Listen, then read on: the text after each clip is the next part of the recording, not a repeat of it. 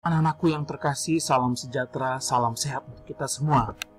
Apa kabar? Semoga Anda semua dalam keadaan sehat walafiat. Kita berjumpa lagi dalam pembelajaran agama Katolik. Untuk itu, di awal pembelajaran ini, Bapak ajak kita semua untuk mengambil sikap berdoa. Kita akan mengawali pembelajaran kita dengan mengundang Tuhan hadir bersama kita. Kita hening sejenak.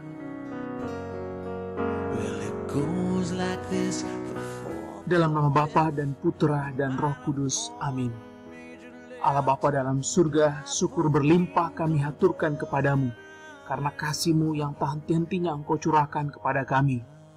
Pada kesempatan ini kami mau belajar bagaimana mengasihi sesama kami, sebagaimana diteladankan oleh Putra-Mu Tuhan kami Yesus Kristus. Hadirlah, ajarilah kami untuk senantiasa terus meneladani Putra-Mu. Doa ini kami haturkan kepadamu dengan perantaraan Kristus Tuhan, Juru Selamat dan Gembala kami. Amin. Dalam nama Bapa dan Putra dan Roh Kudus. Amin. Teman-teman yang terkasih, Bapak akan mengawali dengan bercerita tentang kisah Leo Tolstoy, seorang sastrawan Rusia. Dia selalu berbagi kepada sesama yang miskin, yang menderita. Setiap hari dia berkeliling membagikan makanan ataupun uang yang dia punya. Suatu ketika, setelah ia berkeliling seharian, dia hendak pulang ke rumahnya. Namun tiba-tiba, seorang pengemis mendekati dia, kemudian meminta sesuatu dari dia. Spontan Leo Tolstoy meraba di kantong jubahnya tempat dia menyimpan uang ataupun makanan, tetapi ternyata dia tidak menemukan, karena sudah dibagikan kepada orang-orang miskin sebelumnya. Akhirnya dia memeluk pengemis itu, lalu kemudian dia berkata, "Mohon maaf saudaraku, saya tidak bisa memberikan kamu apa-apa, karena saya tidak punya apa-apa lagi." Spontan pengemis itu kemudian mengatakan, "Anda luar biasa, Anda telah memberikan saya sesuatu yang istimewa." Leo Tolstoy heran, "Saya tidak memberikan kamu apa-apa, tapi kenapa Anda mengatakan demikian?" Pengemis itu tersenyum lalu dia mengatakan, "Ketika Anda menyapa saya sebagai saudara, itu jauh lebih luar biasa, jauh lebih istimewa." Teman-teman, kisah singkat ini mau mengajak kita bahwa setiap orang adalah saudara, sahabat kita. Teman-teman yang terkasih, kita akan membahas tentang tema yang pertama, tentang kasih yang tidak membedakan. Kira-kira apa tujuan pembelajaran? Tujuan yang pertama, kita mau tahu ajaran Yesus tentang kasih yang tidak membedakan. Seperti apa ajaran Yesus itu? Kemudian yang kedua, setelah kita tahu ajaran Yesus, kita mau mengenal bagaimana Yesus melakukan ajarannya itu. Lalu yang ketiga, setelah kita tahu kemudian mengenal bagaimana Yesus melakukannya, kita mau meneladani, kita mau mewujud nyatakan dalam hidup kita, dalam tindakan kita setiap hari. Teman-teman yang terkasih, Tuhan menciptakan setiap manusia menurut citranya, menurut gambar Allah. Kita ingat pembelajaran kita di awal semester. Ini berarti bahwa setiap orang itu sungguh istimewa. Kenapa? Karena diciptakan menurut gambar Allah sendiri. Selain itu, manusia juga diciptakan dengan segala keunikan. Kita ingat kisah tentang 3 orang hamba, diberi masing-masing talenta yang berbeda-beda. Hal ini mau menegaskan bahwa kita harus hendaknya saling melengkapi, saling menyempurnakan satu sama lain. Selain itu, Allah juga menciptakan manusia tidak seorang diri, melainkan hidup bersosial. Kita ingat setelah Allah menciptakan Adam, Dia menciptakan Hawa. Dari semua ini, Allah mau menegaskan kepada kita bahwa setiap orang adalah saudara. Maka Yesus dalam ajarannya, ajar hukum yang utama, dia mengatakan, "Kasihilah Tuhan Allah, kasihilah sesamamu seperti dirimu sendiri." Ini adalah pokok dari pewartaan Tuhan. Lalu bagaimana Yesus mewujud nyatakan ajarannya ini dalam tindakannya setiap hari? Dalam kitab suci kita menemukan beberapa hal, beberapa contoh tindakan Yesus. Pertama, dalam Injil Lukas bab 19 ayat 1 sampai ayat 10 tentang Yesus makan di rumah Sakeus, seorang yang dipandang seorang yang dianggap orang berdosa karena menagih pajak lebih dari yang sebenarnya. Tapi justru dia sudah mau datang menemui Sakeus. Lalu apa yang terjadi? Sakeus kemudian bertobat dan berubah dengan dia mengembalikan apa yang selama ini dia peras.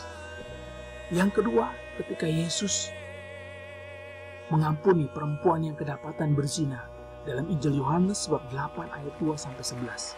Kita tahu pada masa Yesus, perempuan dianggap kelas 2, diperlakukan tidak adil. Tapi justru Yesus memperlakukan perempuan terhormat sebagaimana laki-laki. Di hadapan Tuhan, laki-laki dan perempuan sama istimewanya. Yang ketiga, dalam Injil Lukas bab 7 ayat 1-10, Yesus menyembuhkan hamba seorang perwira yang bukan bangsa Yahudi. Kita tahu orang-orang bangsa Yahudi menganggap bangsa lain sebagai bangsa kafir. Tapi Yesus justru datang menyembuhkan hamba seorang perwira yang bukan bangsa Yahudi. Yesus mau menunjukkan bahwa setiap orang sama kedudukannya di hadapan Tuhan. Kita juga membaca perumpamaan tentang orang Samaria yang murah hati dalam Injil Lukas bab 10 ayat 25-37. Di sini secara jelas Yesus mau menegaskan bahwa setiap orang saudara, setiap orang adalah sesama kita. Ada dua hal yang Bapak tawarkan untuk kita renungkan. Pertama, Yesus mau menegaskan bahwa hukum kasih, mengasihi Allah dan sesama seperti diri sendiri tidak hanya sekedar teori, tapi harus diwujud nyatakan dalam tindakan kita setiap hari. Selain itu, Yesus juga mengkritik perilaku yang membeda-bedakan sesama. Karena semua orang istimewa, semua orang sama di hadapan Tuhan. Kita ingat dalam perumpamaan ini, seorang imam, seorang Lewi, justru yang dianggap orang-orang yang terpandang, malah berbuat di luar yang diharapkan. Mereka tidak menolong orang yang disiksa itu, justru melewatinya. Dan justru seorang Samaria yang dipandang orang-orang bangsa kafir, justru dialah yang menolong. Teman-teman yang terkasih, puncak dari semua itu, Yesus wujud nyatakan dalam tindakan menebus dosa-dosa kita. Yesus rela wafat di salib untuk menebus dosa-dosa kita, baik kita orang baik maupun orang berdosa. Yesus datang untuk menyelamatkan semua orang tanpa membeda-bedakan. Teman-teman yang terkasih, setelah kita tahu ajaran Yesus, lalu bagaimana tindakan Yesus, apa yang harus kita lakukan? Sebagai seorang pelajar, hal yang sederhana, kita mulai dengan berteman dengan semua orang tanpa membeda-bedakan. Setiap orang adalah saudara bagi kita. Hal yang kedua, kita hidup di tengah bangsa yang plural, bangsa yang majemuk.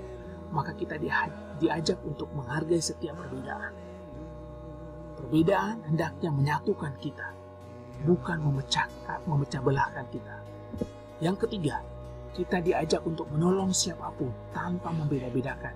Kita belajar dari orang Samaria yang rela menolong, rela membantu sesamanya. Kita masuk tema yang kedua, yaitu membangun diri seturut teladan Yesus. Ini tema terakhir dari pembelajaran kita di kelas 7. Apa sebenarnya membangun diri seturut teladan Yesus? Teman-teman yang terkasih, setiap orang tentu punya idola. Ada yang mengidolakan seorang pemain bola, pemain sinetron atau pemain film, atau penyanyi, musisi atau apapun. Setiap orang pasti punya. Ketika orang punya tokoh idola, maka orang berusaha menjadi seperti yang diidolakan. Apapun ia lakukan untuk menyerupai, untuk menyamai tokoh idolanya. Mulai dari gayanya, tutur katanya, sikapnya, atau hal yang dicapainya. Selain itu, orang rela melakukan apapun agar sama dengan yang diidolakan.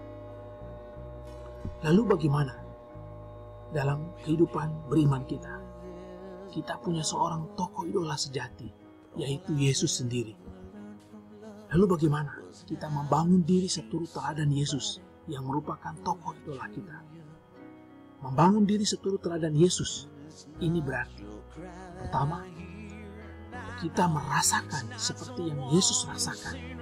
Dalam bacaan kitab suci kita sering mendengar, Yesus tergerak hatinya ketika dia melihat orang-orang yang disiksa, orang-orang yang dipinggirkan. Hal yang kedua, kita berpikir seperti yang Yesus pikirkan. Dan yang terakhir, bertindak seperti yang Yesus lakukan. Maka membangun diri seturut teladan Yesus berarti merasakan seperti yang Yesus rasakan, berpikir seperti yang Yesus pikirkan, dan bertindak seperti yang Yesus lakukan. Teman-teman yang terkasih, kita diajak untuk membangun diri seturut teladan Yesus. Kita mau mengikuti Yesus. Meneladani dan mengikuti Yesus bukan sesuatu yang gampang. Ini tidak mudah, karena kita manusia yang rapuh, yang mudah jatuh dalam dosa. Tetapi bukan berarti tidak bisa. Karena satu hal yang pasti, bahwa Tuhan tidak pernah meninggalkan kita. Ia setia menemani kita kapanpun, dimanapun, dan dalam situasi apapun. Tuhan setia menemani kita. Inilah yang meneguhkan kita agar kita mampu mengikuti teladan Yesus. Ayo teman-teman, kapan lagi saatnya kita mengikuti Yesus, meneladani Yesus, membangun diri seturut teladan Yesus, merasakan seperti yang Yesus rasakan, berpikir seperti yang Yesus pikirkan, dan bertindak seperti yang Yesus lakukan. Semoga apa yang Bapak sharekan ini menjadi kekuatan bagi kita, semakin meneguhkan kita dalam tugas panggilan kita sebagai seorang pelajar. Mari kita akhiri pembelajaran kita dengan berdoa. Kita hening sejenak. Dalam nama Bapa dan Putra dan Roh Kudus. Amin. Allah Bapa dalam surga, kembali kami mengucap syukur kepadamu karena Engkau telah menemani kami sepanjang pembelajaran ini. Kami boleh belajar untuk membangun diri seturut teladan Yesus. Ajarilah kami untuk senantiasa mengikuti teladan Yesus. Kami manusia rapuh yang mudah jatuh dalam dosa. Karena itu kami mohon kekuatan-Mu agar kami dimampukan, agar kami senantiasa setia mengikuti teladan Yesus. Doa ini kami haturkan kepadamu dengan perantaraan Kristus Tuhan kami. Amin. Dalam nama Bapa dan Putra dan Roh Kudus. Amin. Semoga Tuhan memberkati kita semua. Salam Don Bosco. Haleluya.